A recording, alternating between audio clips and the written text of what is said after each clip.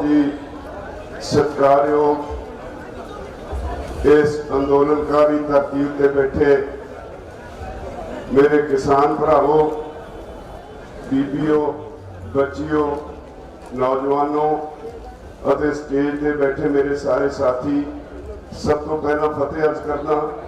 वाहिगुरू जी का खालसा, वाहिगुरू जी की फतेह। मैं कई दिन थोड़े दर्शन नहीं कर सकिया क्योंकि इतों बाहर भी कई जिम्मेवारियां निभाउणियां होंदियां। हरियाणे में कुछ बड़े कट सी, उत्थे जाण दा मेरी ड्यूटी लगी। ते कल चंडीगढ़ विच पंजाब के बहुत सारे रिटायर हुए बड़े अधिकारी, IAS IPS अधिकारी, फौज विचों ब्रिगेडियर रैंक तो ऊपर रिटायर हुए अधिकारी सारे इकट्ठे हुए। उन्होंने तुहाडी हमायत की है। मैनू उन्होंने उचेचे तौर पर कल सद्या।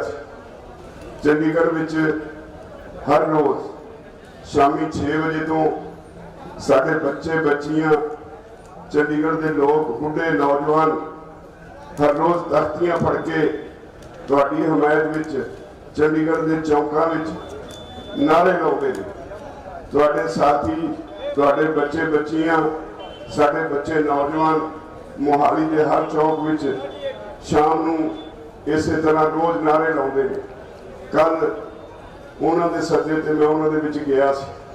बड़ा जज्बा, जोश उन्हां दे विच देखिया और तुहाडे लई इस अंदोलन लई उन्हां दे अंदर जिहड़ी अंदोलन लई एक हमायत दी, तुहाडे अपनेपन दी जिहड़ी खिच सी, उन्हें होर हौसला दिता। क्योंकि सारा पंजाब ही नहीं, सारा हरियाणा ही नहीं, अज सारे देश विच ये अंदोलन करवट ले रहा है। मोदी सरकार नूं भावें ये सिर्फ अज भी पंजाब और हरियाणे का अंदोलन नजर आता है, पर वो चंगी तरह समझते हैं कि जिस दिन 2 दिन पहला असी चक्का जाम का ऐलान किया सी, देश में 3000 थावां उत्ते देश के 21 सूबों में मुकम्मल जाम रहा, पूरा सफर जाम रहा। ये इस गल की गवाही करता है कि सारे देश के लोग इस अंदोलन नाल जुड़े हैं। महाराष्ट्र तो 2000 किसान पैदल तुर के आए, केरला तो किसान आए, उड़ीसा के 1000 किसान उड़ीसा तो पैदल तुर के आए। एडा लंबा सफर पैदल तुर के आना ये सिद्ध करता है कि उन्होंने अंदर इस अंदोलन में की भावना है। उतों के अपने लोग जिहड़े इत्थे नहीं आ सके, जदों कोई प्रोग्राम दिने आ वो आप मुहारे उस प्रोग्राम को सफल बनाने तुर पैंदे ने। मैं हर बार तुहानूं अपडेट करता रहा। सरकार बड़ी घेसर जी बटी बैठी है, इदा जाहिर करती है जिवें उन्होंने कोई चिंता ही नहीं, पर अंदरों हिली हुई है। सरकार वो कहती है भाई जी, 3 कानूनों को असी हैंड एंड बेस कर देने, इन्हां ते पाबंदी ला देने। एक कमेटी बन जाएगी, वो कमेटी अपनी रिपोर्ट देगी, उसके बाद इन्हों असी समाप्त कर देंगे। सरकार का ये कहना है बावजूद इसके असी 3 बार सरकार के कोल क्लॉज बाई क्लॉज बहस करके सारे कानूनों को गलत साबित कर चुके हैं। जदों असी बहस करते सी, एक सैक्शन से बहस होंदी सी, तो सरकार के मंत्री लिख के कहते सी इहदे सोध कर देने, लिख लिया। अगले सैक्शन से होंदे सी सोध कर देने, लिख लिया। वो कहते हैं जी 10 सोधा इन्होंने सानू सुजैसट कीतियां, पर भले मानसो जिहड़ा कानून बनते सारी सोधा ते आ गया, वो कानून की गुर खिलाएगा ये लोगों को चंगी तरह पता है। तुहानू भावें समझ नहीं पैंदी, तुहानू समझे हुए अनजान बने हुए ते इहो जिहे कानून की लोड़ की है। अज सरकार अपने असूलों तो उखड़ चुकी है। देश का प्रधानमंत्री एक प्रधानमंत्रियों के किरदार की, उन्होंने अखलाक की गल होंदी है, उदों मूँहों कहा होया एक एक शब्द दुनिया तोलती है। ਉਹਨੂੰ ਕੋਖਦੀ ਹੈ। ਪ੍ਰਧਾਨ ਮੰਤਰੀ ਨੇ ਕੀ ਕਿਹਾ? ਜੋ ਕੁਝ 2 ਦਿਨ ਪਹਿਲਾਂ ਪ੍ਰਧਾਨ ਮੰਤਰੀ ਨੇ ਪਾਰਲੀਮੈਂਟ ਵਿੱਚ ਕਿਹਾ, ਜੋ ਕੁਝ ਸਾਨੂੰ ਕਿਹਾ, ਜੋ ਕੁਝ ਕਿਸਾਨਾਂ ਬਾਰੇ ਬੋਲਿਆ, ਉਹ ਇੰਨਾ ਨਿੰਦਣਯੋਗ ਹੈ, ਮਾਫ ਕਰਨ ਵਾਲਾ ਕਈ ਨਹੀਂ। ਉਹਨੇ ਇੱਕ ਤਰ੍ਹਾਂ ਨਾਲ ਸਾਨੂੰ ਗਾਲਾਂ ਕੱਢੀਆਂ। ਉਹਨੇ ਇੱਕ ਸ਼ਬਦ ਵਰਤਿਆ ਜਿਹਦੇ ਮਾਨੇ ਹੈ ਕਿ ਅਸੀਂ ਗੰਦ ਦੇ ਕੀੜੇ ਹਾਂ, ਕਿਸਾਨ ਗੰਦ ਦੇ ਕੀੜੇ ਨੇ। ਸ਼ਬਦ ਉਹਨੇ ਇਸ ਤਰ੍ਹਾਂ ਦਾ ਵਰਤਿਆ। ਉਹਨੇ ਕਿਹਾ ਅੰਦੋਲਨ ਕਰਨਾ ਸਾਡਾ ਪੇਸ਼ਾ ਹੈ। ਇਦਾਂ ਦੀਆਂ ਗੱਲਾਂ ਕਹਿ ਕੇ ਉਸ ਆਦਮੀ ਨੂੰ, ਜਿਹਨੂੰ ਉਹ ਅੰਨਦਾਤਾ ਕਹਿੰਦਾ, ਇੱਕ ਪਾਸੇ ਅੰਨਦਾਤਾ, ਦੂਜੇ ਪਾਸੇ ਉਹ ਗੰਦਗੀ ਦਾ ਕੀੜਾ, ਪਾਰਲੀਮੈਂਟ ਵਿੱਚ ਬੋਲੇ। ਪਾਰਲੀਮੈਂਟ ਵਿੱਚ ਦੇਸ਼ ਦਾ ਸਭ ਤੋਂ ਉੱਚਾ ਸਦਨ ਹੈ, ਜਿੱਥੇ ਇੱਕ ਇੱਕ ਸ਼ਬਦ ਤੋੜ ਕੇ ਬੋਲਣਾ ਹੁੰਦਾ ਹੈ।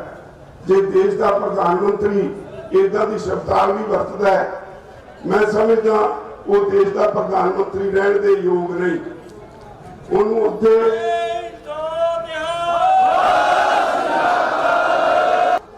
ਇਹ ਨਿੰਦਣਯੋਗ ਹੀ ਨਹੀਂ, ਇਹ ਨਾ ਬਰਦਾਸ਼ਤ ਕਰਨ ਦੇ ਯੋਗ ਹੈ। ਅਸੀਂ ਇਹਦਾ ਸਮੇਂ ਸਿਰ ਜਵਾਬ ਜ਼ਰੂਰ ਦੇਵਾਂਗੇ। ਇਹ ਤੋਂ ਅਗਲੀ ਗੱਲ ਇਹ ਵੀ ਸਾਬਤ ਹੁੰਦਾ ਹੈ ਕਿ ਸਰਕਾਰ ਘਬਰਾਈ ਕਿੰਨੀ ਹੋਈ ਹੈ, ਮੋਦੀ ਉਖੜਿਆ ਕਿੰਨਾ ਹੋਇਆ। ਇਸੇ ਲਈ ਉਹ ਇਖਲਾਕ ਤੋਂ ਨੀਵੇਂ ਪੱਧਰ ਤੇ ਆਇਆ।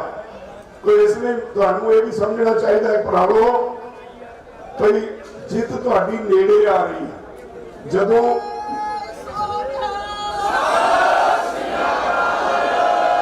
ਹੁਣ ਤੱਕ ਇਹ ਸਾਨੂੰ ਕਹਿੰਦੇ ਰਹੇ ਹੈ ਕਿ ਤਿੰਨੇ ਕਾਨੂੰਨਾਂ ਨੂੰ ਅਸੀਂ 2 ਸਾਲ ਲਈ ਲਾਗੂ ਨਹੀਂ ਕਰਾਂਗੇ, ਵਧਾ ਕੇ 3 ਸਾਲ ਵੀ ਹੋ ਸਕਦੇ ਨੇ। ਪਰ ਹੌਲੀ ਹੌਲੀ ਅੰਦਰ ਖਾਤੇ ਸੁਨੇਹੇ ਇਹ ਵੀ ਆਉਂਦੇ ਨੇ, ਇੱਕ ਅੱਧਾ ਹੋਰ ਮਾਫ ਕਰਾ ਲਓ, ਇੱਕ ਅੱਧਾ ਕਾਨੂੰਨ ਖਾਰਜ ਕਰਾ ਲਓ। ਪਰ ਅਸੀਂ ਆਪਣੀ ਗੱਲ ਉੱਥੇ ਹੀ ਖੜੇ ਹਾਂ, ਕਿਉਂਕਿ ਸਾਡੀ ਗੱਲ ਜਿਹੜੀ ਹੈ, ਸਾਡੀਆਂ ਮੰਗਾਂ ਨੇ, ਇਹ ਸੱਚ ਤੇ ਆਧਾਰਿਤ ਨੇ। ਅੱਜ ਇਸੇ ਲਈ ਸਾਰੀ ਦੁਨੀਆ ਵਿੱਚ ਤੁਹਾਡੀ ਚਰਚਾ ਹੈ, ਔਰ ਇੰਗਲੈਂਡ ਦੀ ਪਾਰਲੀਮੈਂਟ ਦੇ ਵਿੱਚ ਤੁਹਾਡੇ ਕਾਨੂੰਨਾਂ ਉੱਤੇ ਬਹਿਸ ਹੋਣ ਜਾ ਰਹੀ ਹੈ। ਅਮਰੀਕਾ ਦੇ ਰਾਸ਼ਟਰਪਤੀ ਨੇ ਅੱਜ ਤੱਕ ਮੋਦੀ ਨਾਲ ਸਹੁੰ ਚੁੱਕਣ ਤੋਂ ਬਾਅਦ ਟੈਲੀਫੋਨ ਤੇ ਵੀ ਗੱਲ ਨਹੀਂ ਕੀਤੀ।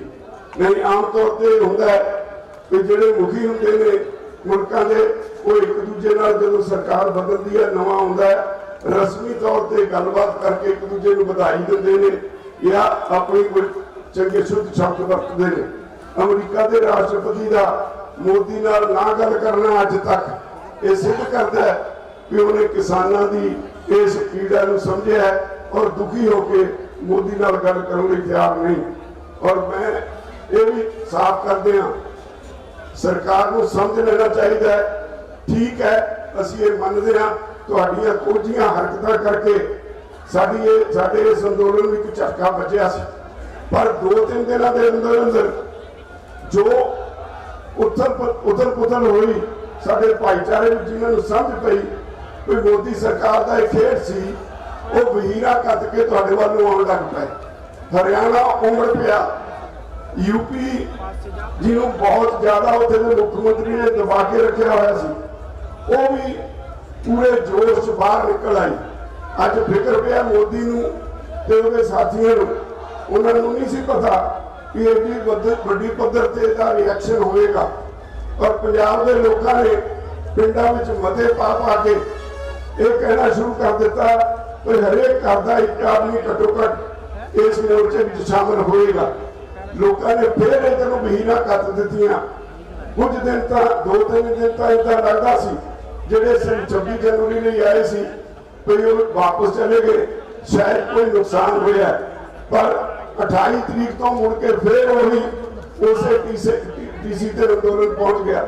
ਅੱਜ ਤੁਹਾਡਾ ਅੰਦੋਲਨ ਫਿਰ ਪੀਕ ਤੇ ਗਿਆ ਹੋਇਆ। ਇਹਨੂੰ ਇਹਨੇ ਸਿੱਧ ਕਰ ਦਿੱਤਾ ਵੀ ਇਹਨੂੰ ਕੋਈ ਦਬਾ ਨਹੀਂ ਸਕਦਾ। ਇਹ ਦੁਨੀਆ ਦਾ ਸਭ ਤੋਂ ਵੱਡਾ ਅੰਦੋਲਨ ਹੈ। ਇਸ ਅੰਦੋਲਨ ਦੀ ਮੈਂ ਸ਼ੁਰੂ ਤੋਂ ਇੱਕੋ ਗੱਲ ਤੁਹਾਡੇ ਨਾਲ ਸਾਂਝੀ ਕਰਦਾ ਰਿਹਾ, ਜਦੋਂ ਤੱਕ ਸ਼ਾਂਤ ਰਹੋਗੇ ਤੁਸੀਂ ਅੰਦੋਲਨ ਜਿੱਤੋਗੇ, ਜਦੋਂ ਹਿੰਸਾ ਆਈ ਤੁਸੀਂ ਅੰਦੋਲਨ ਹਾਰੋਗੇ, ਮੋਦੀ ਜਿੱਤੇਗਾ। ਮੇਰੀ ਇਸ ਗੱਲ ਤੇ ਤੁਸੀਂ ਪਹਿਰਾ ਦਿੱਤਾ। ਮੋਦੀ ਬੁਰੀ ਤਰ੍ਹਾਂ ਅਸਫਲ ਹੋਇਆ, ਅੱਜ ਉਹਨੂੰ ਕੋਈ ਰਸਤਾ ਨਹੀਂ ਲੱਭਦਾ।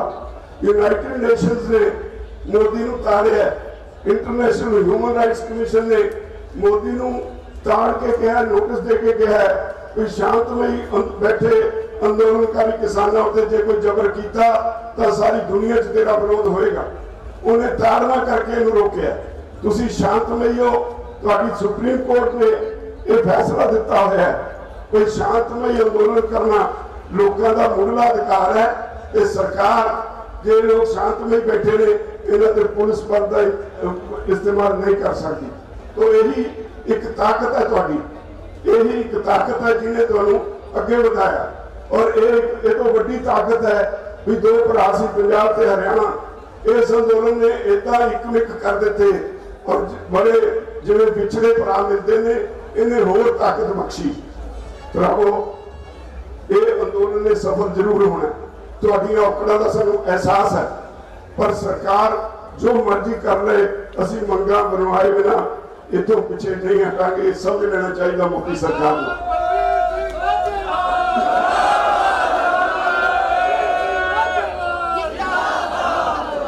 सबर बहुत बड़ी चीज होंगी है। तो सबर का नतीजा यह है कि अज बीजेपी के अंदर घसमान मचिया। पिछले दिन बीजेपी के एक MP की चिट्ठी जी अखबारों में छपी वो पढ़ी होनी है। उन्हें साफ लिखा है इतों के खेती मंत्री नूं तुहाडे सिर नूं ताकत का नशा चढ़िया है, तुसीं लोकां दी गल ताकत के नशे में सुन तो हट गए। एडी तिखी चिट्ठी लिखी है वो दसदी है कि भाजपा के अंदर किवें घसमान मचिया पिया। अज मोदी नूं और उहदे साथियों नूं यही चिंता है कि मेरा ही तख्त ना डावाडोल हो जाए, ये ना होए कि ये अंदोलन मैनू ही लै बैठे। ये तो वक्त दसू, पर एक गल जरूर है कि इस अंदोलन के नतीजे बहुत पक्की होंगे। इस अंदोलन ने भरावां नूं भरावां नाल जोड़िया, इस अंदोलन ने पिंडां विच पार्टीवादी खत्म की है। इस अंदोलन तो बाद अज तक कदे अखबार में खबर नहीं सुनने को मिली कि साडा एक नौजवान नशे की ओवरडोज लैण नाल देश दुनिया को अलविदा कह गया। उस दिन का नशे ही होने का साडे जिहड़े नौजवान ने एक रंग साडे नौजवानों ने ला दिता। उस दिन तो जिहड़ी सेवा साडे नौजवान करते हैं, सेवा निमरता लियाउंदी है। जिहड़ी सेवा इत्थे करते हैं, जिहड़ा डिसिपलिन च इत्थे रहिंदे ने, इन्होंने जीवन जाच सिखा दी इस अंदोलन ने साडे नवे बच्चों को। यह अंदोलन इत्थे नहीं रुकना। मैं स्पष्ट कर दिया, ये मंगा मना के जाके भी असीं अंदोलन बंद नहीं करना। इसके बाद असीं जिहड़े सानू हुण ते लुटदे रहे ने पॉलिटिशियन, जिहड़े साडे बच्चों को रोलदे रहे ने, जिहड़े साडे बच्चों को रोलदे रहे ने सड़कों पर, असीं उन्हां तो हिसाब मंगना है। इस अंदोलन ने सारे देश विच एक नवी रूह फूकी है। सारे देश के किसान इकट्ठे होकर लड़न लगे ने, किसानों नाल मजदूर जुड़ गए। याद रखो, जदों किसान ते मजदूर इकट्ठे हो जान तो दुनिया की कोई ताकत उसका मुकाबला नहीं कर सकती, क्योंकि अज देश की आबादी का बड़ा हिस्सा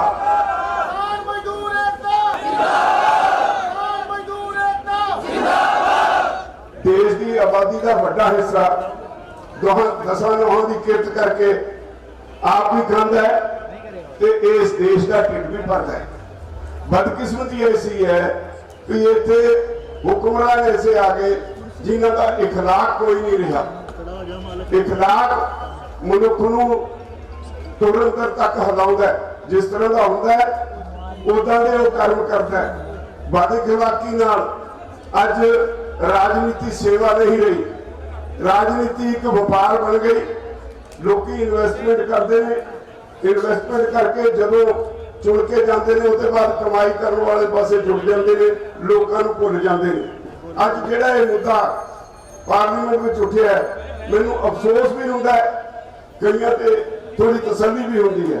मैं सुन रहा सी तकरीरां जदों इन्हां कानूनां ते हो रही सी, कांग्रेस का राज्यसभा अपोजिशन लीडर गुलाम नबी आजाद वो हिस्ट्री का दसी गया, कानून की एक भी धारा से नहीं बोलिया। यदा मतलब कानून पढ़े ही नहीं, विरोध पार्टी ने कहता है इस करके करना है, पर गुलाम नबी आजाद ਨੂੰ शायद ये भुल गया कि मेरी कोई जिम्मेवारी है मैं पढ़ के जावां। ये तो मैं एक दी मिसाल दी।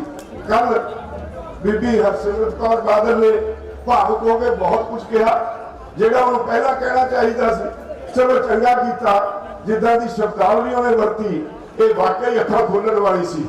ਜਿਵੇਂ ਉਹਨੇ ਕਿਹਾ ਵੀ ਤੁਸੀਂ ਸਾਨੂੰ ਗੰਦਗੀ ਦੇ ਕੀੜੇ ਕਿਹਾ ਇੱਥੇ ਦੇ ਕਿਸਾਨ ਨੂੰ ਇਹ ਤੁਸੀਂ ਬਹੁਤ ਘਟੀਆ ਕੰਮ ਕੀਤਾ ਇੰਨੇ ਛਿੱਤਰ ਮਾਰੇ ਇਹ ਚੰਗਾ ਕੀਤਾ। ਪਰ ਜਦੋਂ ਸਮਾਂ ਸੀ ਉਦੋਂ ਉਹ ਵੀ ਭਾਈਵਾਲ ਸੀ। ਜਦੋਂ ਆਰਡੀਨੈਂਸ ਜਾਰੀ ਹੋਇਆ ਭਾਵੇਂ ਉਹ ਪਾਰਲੀਮੈਂਟ ਵਿੱਚ ਉਹਨੇ ਕਿਹਾ ਵੀ ਮੈਂ ਉਸ ਵੇਲੇ ਕੱਲੇ ਦੀਆਂ ਮਿੰਨਤਾਂ ਕੀਤੀਆਂ ਨਹੀਂ ਮਿੰਨਤਾਂ ਕੀਤੀਆਂ। ਉਦੋਂ ਸੁਖਬੀਰ ਸਿੰਘ ਬਾਦਲ ਸਾਡੇ ਕੋਲ ਸਮਝਦਾ ਰਿਹਾ ਵੀ ਇਹ ਹੈ ਕਿ ਤੁਸੀਂ ਕਿਉਂ ਰੌਲਾ ਪਾਉਂਦੇ ਹੋ ਕਿ ਜੇ ਉਦੋਂ ਮਿੰਨਤਾਂ ਕੀਤੀਆਂ ਹੁੰਦੀਆਂ ਮਿੰਨਤਾਂ ਉਹੀ ਕਰਦਾ ਨਾ ਜਿਹਨੂੰ ਸਮਝ ਪਈ ਹੋਵੇ ਕਿ ਇਹਦੇ ਵਿੱਚ ਕੀ ਹੈ। ਇਹਦਾ ਮਤਲਬ ਉਦੋਂ ਤੁਸੀਂ ਸਮਝਿਆ ਹੀ ਨਹੀਂ ਸੀ। ਇਹ ਤਾਂ ਲੋਕਾਂ ਦਾ ਦਬਾਅ ਸੀ। ਤੁਹਾਨੂੰ ਮਜਬੂਰ ਹੋ ਕੇ ਬੀਬੀ ਹਰਸਿਮਰਤ ਕੌਰ ਬਾਦਲ ਨੂੰ ਆਪਣੀ ਕੁਰਸੀ ਛੱਡਣੀ ਪਈ। ਲੋਕਾਂ ਦਾ ਦਬਾਅ ਸੀ। ਅਕਾਲੀ ਦਲ ਨੂੰ ਐਨਡੀਏ ਤੋਂ ਬਾਹਰ ਨਿਕਲਣਾ ਪਿਆ। ਮੈਂ ਹਰਿਆਣਾ ਪੰਜਾਬ 'ਚ ਅਸੀਂ ਜਿਹੜੀ ਲੰਬੇ ਸਮੇਂ ਤੋਂ ਇਹਨਾਂ ਦੀ ਭਾਈਵਾਲ ਪਾਰਟੀ ਸੀ ਪਹਿਲਾਂ ਤਾਂ ਹਰਸਿਮਰਤ ਕੌਰ ਬਾਦਲ ਨੂੰ ਅਸਤੀਫਾ ਦੇਣ ਲਈ ਮਜਬੂਰ ਕੀਤਾ। ਫਿਰ ਅਕਾਲੀ ਦਲ ਨੂੰ ਐਨਡੀਏ ਛੱਡਣ ਲਈ ਮਜਬੂਰ ਕੀਤਾ। ਉਹ ਤੁਹਾਡੇ ਕੋਲੋਂ ਵੋਟਾਂ ਲੈ ਕੇ ਬੀਜੇਪੀ ਨੂੰ ਗਾਲਾਂ ਕੱਢਣ ਵਾਲੇ ਉਹ ਅੱਜ ਡਿਪਟੀ ਚੀਫ ਮਿਨਿਸਟਰ ਤੇ ਸਰਕਾਰ ਵਿੱਚ ਭਾਈਵਾਲ ਬਣੇ ਬੈਠੇ ਨੇ। ਤੁਸੀਂ ਉਹਨਾਂ ਤੋਂ ਅਸਤੀਫਾ ਦਵਾ ਕੇ ਇਹਦੀ ਖੱਟਰ ਦੀ ਸਰਕਾਰ ਨਹੀਂ ਤੋੜ ਸਕਦੇ। ਸਾਰੇ ਨੇ ਤਾੜੀਆਂ ਤਾਂ ਵਜਾਈਆਂ। मैं क्या जिधर तुसी हरियाणे वाले ने इत्थे साडे वांगू मजबूर करके खट्टर नूं तोड़ दिता ना सड़क ते खट्टर सीधा मोदी दे पैरां 'च जाके डिगेगा और उदण तुहाडी कीमत उहनूं महसूस होएगी। अज वो भी उल्टा सीधा बोलदा है। तो मैं तुहानूं सिर्फ ये कहना आया होर तकड़े होना पेगा। इस अंदोलन ने बहुत कुछ सुधारना। ये 3 जिहड़े कानून ने यही कल्ले वापस नहीं करवाने। एमएसपी का मुद्दा बहुत बड़ा मुद्दा है।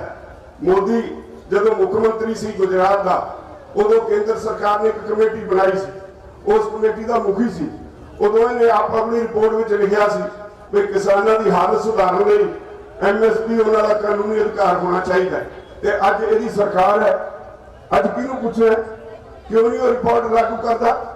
अज कानूनी अधिकार बनाने तो भजदा क्यों है।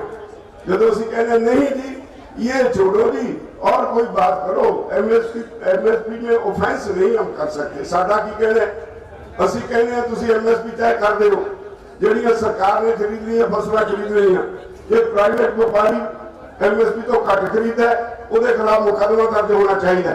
जिवें तुहाडी मूंगी की दाल है 3000 रुपए बिकती है उसकी एमएसपी है 7200 रुपए।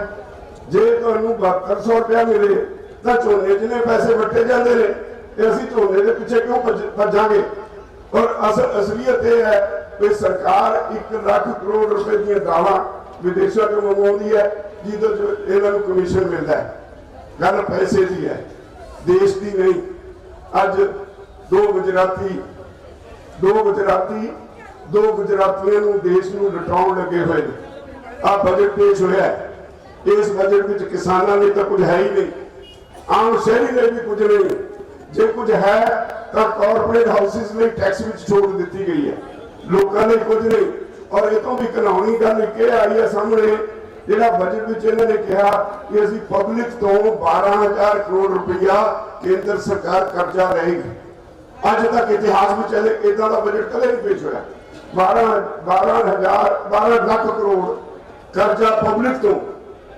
इसका मतलब साडे अर्थचारे का पट्ठा बैठ चुका है। साडे अर्थचारे को डूब दिता मोदी ने।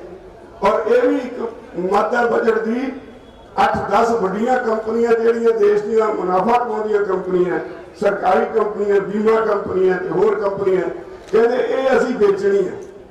देश की जायदाद बेच के देश चलाउणा है। लोगों को देने लई कुछ नहीं। वो सिर्फ अपने 2 साथियों 2 गुजरातियों देश लुटाउणा तय कर लिया है। लड़ाई फिर इसका मतलब यह है कि लोग जिस तरह अज इकट्ठे हो रहे हैं सारे देश में सारे देश को रल के देश बचाने वास्ते लड़ाई लड़नी पड़ेगी। ये लड़ाई छोटी लड़ाई नहीं। अज WTO का दबाव है वो कहते साढ़े ते ये कानून इस करके नहीं बदलते। असीं उन्होंने कहा कोई असलियत ये है कोई हिंदुस्तान और चीन 2 ऐसे देश ने जिन्हें खपतकार है, आबादी है। कोई 300 करोड़ के करीब ये दो देशों लोग वसते ने। टोटल दुनिया की आबादी 800 करोड़ है। चीन तक किसी को नेड़े नहीं लगन दिंदा, ਉਹਦੇ ਤੇ WTO का दबाव नहीं, तो तुसी WTO नहीं छੱਡ सकते। ਤੁਹਾਡੇ ਕੋਲ ਤਾਂ अनाज इन्ना फालतू है। आने वाले एक रिपोर्टा ने आने वाले 20 साल अन्न संकट आ रहा सारी दुनिया से, अन्न संकट आ रहा, साढ़े को सरप्लस है, असी तो देश की कमाई कर सकते।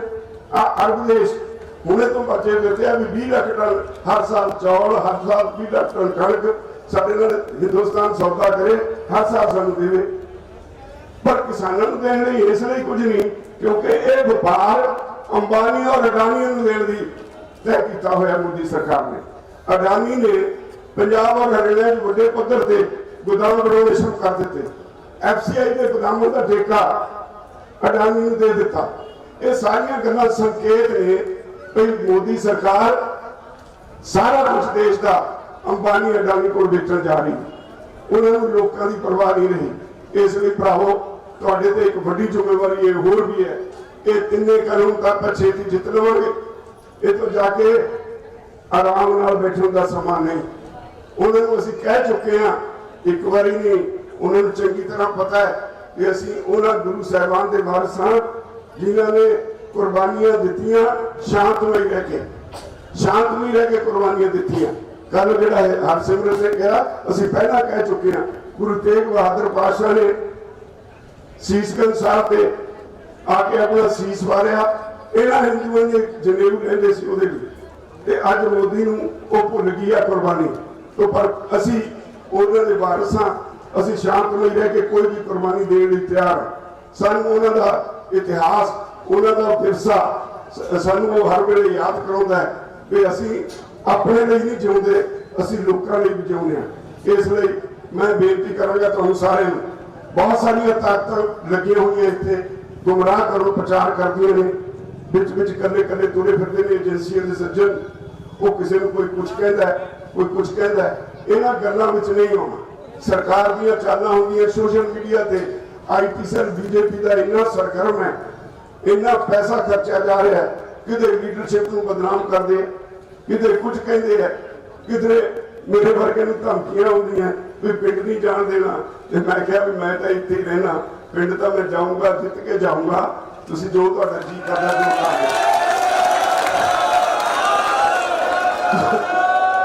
मेरी ताकत तुसीं हो, जिहदे नाल भरावां दा इन्ना साथ होवे, उहनूं किहदा डर। तो इसलिए भरावो बहुत अहम मोड़ ते इस वेले मोर्चा पहुंचिया। 2.5 महीने हो गए तुहानूं बैठिਆਂ नूं। ये ना समझो कि सानू इसका एहसास नहीं, सानू बहुत चिंता है। असीं चाहुंदे हां कि साडा ये सारा भाईचारा जिन्हें इत्थे पूरी ठंड दे विच इत्थे 2.5 महीने बिताए ने, जिन्हें हर कुर्बानी देने लई मोहरी होके अपना रोल निभाया। 200 के करीब साडे साथी साथों पिछड़ गए ने। तो मैं मोदी नूं कहा सी, मोदी दे खेती मंत्री नूं ते खुराक मंत्री नूं कहा सी, किन्ने लोकां दा खून चाहुंदे हो। असी उस वेले 70 सातों विदा होए सी। साडे 2 वार रोज अकाल पुरख नूं दे चरणों च जांदे ने। किन्ने लोकां दा खून चाहुंदे हो, सानूं इक्को वारी दस दिओ। अज 200 के करीब साडे साथी अकाल पुरख दे चरणों च जा बराजे ने। और इत्थे लोकां दा जोश फिर भी घटण दा नाम नहीं ले रहा। ये तो पता लगता है कि असीं कौन लोग हाँ। असीं इस देश नूं सरहद ते भी असीं बचाया, ये देश को खेच भी असीं बचाया।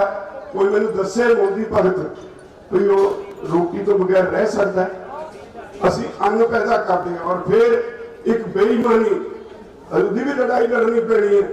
जो तुहाडे भाव विचदे ने इन्नियां पाबंदियां ने CSCP ते, उन्होंने कहा गया है कि जो तुसीं भाव की सिफारिश करनी है, ख्याल रखना है जिहड़ा भाव तुसीं सिफारिश कर रहे हो उहदे नाल महंगाई ना होवे, उहदा इंडस्ट्री की कॉस्ट स्ट्रक्चर ते माड़ा असर ना पवे, उहदा जिहड़ा इंपोर्ट एक्सपोर्ट है वह प्रभावित ना होवे।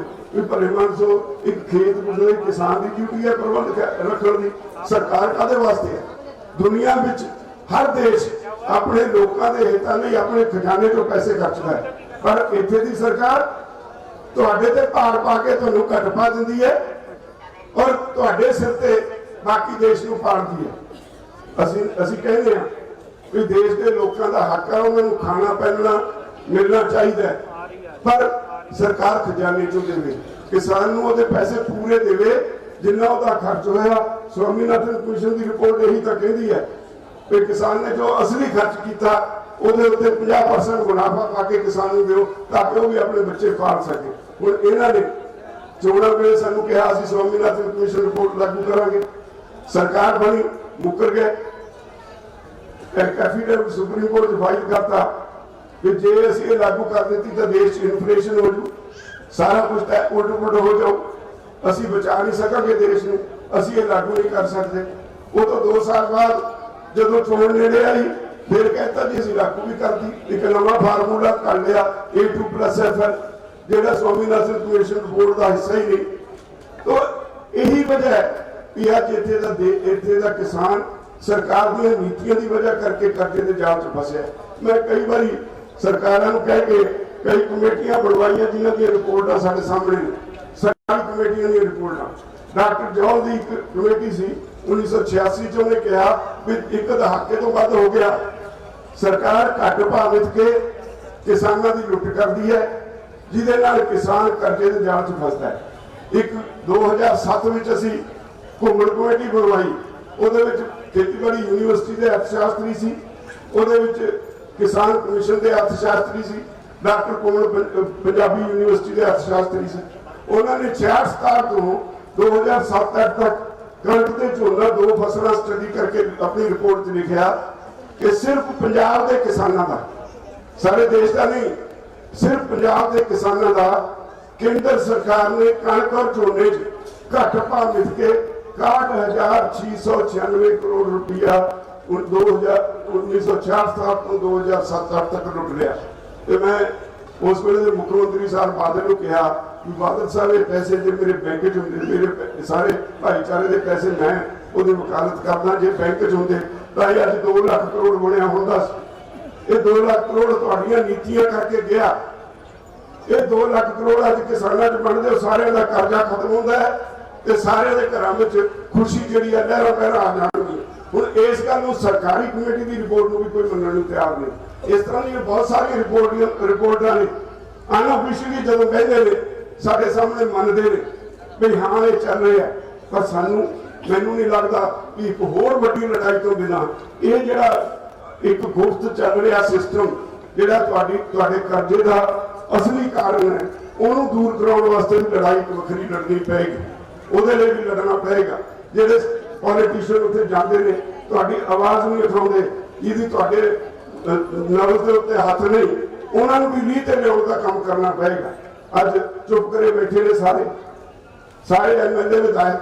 ਉਹ ਜੇ ਤਾਂ ਅਸੀਂ ਉਹਨਾਂ ਨੂੰ ਸਟੇਜ ਸੰਭਾਲ ਦਈਏ ਫਿਰ ਤਾਂ ਇੱਥੇ ਕਲੇਮ ਕਰਨ ਵੱਡੇ ਆ ਜਾਣਗੇ ਚੌਧਰੀ ਬਣਨ ਲਈ। ਜਦੋਂ ਅਸੀਂ ਕਹਿੰਦੇ ਹਾਂ ਕਿ ਕਿਸਾਨ ਦਾ ਮਸਲਾ ਤੁਹਾਨੂੰ ਚੁਣ ਕੇ ਭੇਜਿਆ, ਉੱਥੇ ਵਿਧਾਨ ਸਭਾ 'ਚ ਉਠਾਓ, ਪਾਰਲੀਮੈਂਟ 'ਚ ਉਠਾਓ, ਫਿਰ ਉਹਨਾਂ ਕੋਲ ਉਹਨੂੰ ਸਟੱਡੀ ਕਰਨ ਲਈ ਭੇਜ ਦੇ। ਇਹ ਬਹੁਤ ਵੱਡੇ ਨੁਕਤੇ ਨੇ ਜਿਹੜੇ ਆਮ ਲੋਕਾਂ ਨੂੰ ਸਮਝਣੇ ਪੈਣਗੇ। ਜਿੰਨੀ ਦੇਰ ਤੱਕ ਤੁਸੀਂ ਆਪਣੇ ਨੁਮਾਇੰਦੇ ਨੂੰ ਉਹਨੂੰ ਸਿੱਧਾ ਤੀਰ ਵਰਗਾ ਨਹੀਂ ਰੱਖਦੇ, ਉਦੋਂ ਤੱਕ ਠੀਕ ਨਹੀਂ ਹੋਣਾ। ਮੈਂ ਇੱਕ ਕਹਾਣੀ ਤੁਹਾਨੂੰ ਸੁਣਾਵਾਂਗਾ। ਇੱਕ ਵਾਰੀ ਬ੍ਰਹਮਪੁਰਾ ਸਾਹਿਬ ਮੰਤਰੀ ਸੀ ਪੰਜਾਬ ਵਿੱਚ, ਅਸੀਂ ਗਏ, ਗੱਲ ਚੱਲ ਪਈ, ਅਸੀਂ ਕਿਹਾ ਬ੍ਰਹਮਪੁਰਾ ਸਾਹਿਬ ਅਸੀਂ ਇੰਨੀਆਂ ਐਜੀਟੇਸ਼ਨਾਂ ਕਰਦੇ ਹਾਂ, ਲੋਕ ਤੁਹਾਡੇ ਵਿਰੁੱਧ ਨਾਅਰੇ ਲਾਉਂਦੇ ਨੇ ਤੇ ਤੁਹਾਨੂੰ ਕੋਈ ਫਰਕ ਨਹੀਂ ਪੈਂਦਾ। ਉਹ ਕਹਿੰਦਾ ਜੀ ਦੂਜੇ ਪਾਸੇ ਵੀ ਗੱਲ ਦੇਖੋ। ਸਾਨੂੰ ਆ ਕੇ ਕੋਈ ਪਿੰਡ ਦਾ ਚੌਧਰੀ, ਉਹ ਕਹਿੰਦਾ ਜੀ ਮੇਰੇ ਪਿੰਡ 'ਚ ਆਇਓ, ਕਹਿੰਦਾ ਅਸੀਂ 2-3 ਵਾਰੀ ਉਹਦੇ ਗੇੜੇ ਕਢਾਉਣੇ ਆ, ਉਹਦੇ 2-4 ਵਾਰ ਬਾਅਦ ਅਸੀਂ ਉਹਨੂੰ ਕੋਈ ਟਾਈਮ ਦੇ ਦਿੰਦੇ ਹਾਂ, ਚੰਗਾ ਫਲਾਣੇ ਦਿਨ ਤੇਰੇ ਪਿੰਡ ਆਵਾਂਗੇ, ਇਕੱਠ ਕਰ ਲਈ। ਕਹਿੰਦਾ ਜਾਣ ਕੇ ਲੇਟ ਜਾਂਦੇ ਆ, ਇੱਕ ਦੂਜੇ ਦੇ ਪੈਰ ਵੱਢਦੇ ਨੇ, ਉਹ ਮੰਤਰੀ ਦੀ ਕਾਰ ਹੁੰਦੀ, ਉਹ ਆ ਗਈ ਮੰਤਰੀ ਦੀ ਕਾਰ, ਉਹਨੂੰ ਦੇਖੀ ਜਾਂਦੇ ਨੇ। ਫਿਰ ਜਦੋਂ ਕਹਿੰਦਾ ਅਸੀਂ ਜਾਂਦੇ ਆ, ਇੱਕ ਦੂਜੇ ਦੇ ਪੈਰ ਵੱਢਦੇ ਨੇ, ਮੈਂ ਹਾਰ ਪਹਿਲਾਂ ਪਾਉਣਾ, ਤੂੰ ਕਹਿੰਦਾ ਮੈਂ ਹਾਰ ਪਹਿਲਾਂ ਪਾਉਣਾ। ਕਹਿੰਦਾ ਇਹੋ ਜਿਹੇ ਲੋਕਾਂ ਦਾ ਅਸੀਂ ਜੋ ਕੁਝ ਕਰੀਏ ਹੈ ਅਸਲੀਅਤ। ਅਸੀਂ ਇਹੋ ਜਿਹੇ ਲੋਕ ਹਾਂ ਜਦੋਂ ਤੱਕ ਇਹ ਆਦਤ ਨਹੀਂ ਛੱਡਦੇ, ਮੰਤਰੀਆਂ ਦੀ ਸੰਤਰੀਆਂ ਦੀ ਝੋਲੀ ਚੁੱਕਣੋਂ ਨਹੀਂ ਹਟਦੇ, ਇਹਨਾਂ ਦਾ ਦਿਮਾਗ ਟਿਕਾਣੇ ਨਹੀਂ ਆਉਂਦਾ। ਸਾਨੂੰ ਇਸ ਪਾਸੇ ਵੀ ਸੋਚਣਾ ਪਏਗਾ। ਉਹ ਲੋਕਾਂ ਦੇ ਨੌਕਰ ਨੇ। ਜਿਹੜਾ ਆਦਮੀ ਇਹ ਸੰਵਿਧਾਨ 'ਚ ਲਿਖੀ ਗੱਲ ਹੈ, ਜਿਹੜਾ ਆਦਮੀ ਸਾਡੇ ਦੇਸ਼ ਦੇ ਖਜ਼ਾਨੇ 'ਚੋਂ ਇੱਕ ਪੈਸਾ ਵੀ ਤਨਖਾਹ ਲੈਂਦਾ ਹੈ, ਉਹ ਪਬਲਿਕ ਸਰਵੈਂਟ ਹੈ, ਲੋਕਾਂ ਦਾ ਸੇਵਾਦਾਰ ਹੈ, ਲੋਕਾਂ ਦਾ ਨੌਕਰ ਹੈ। ਔਰ ਇਹ ਲੋਕਾਂ ਦੇ ਨੌਕਰ ਨਾ ਹੋ ਕੇ ਲੋਕਾਂ ਦੇ ਬਾਦਸ਼ਾਹ, ਲੋਕਾਂ ਦੇ ਮਾਲਕ ਬਣ ਬੈਠੇ, क्योंकि ਅਸੀਂ अनजान सी, सानू पता नहीं कि MLA की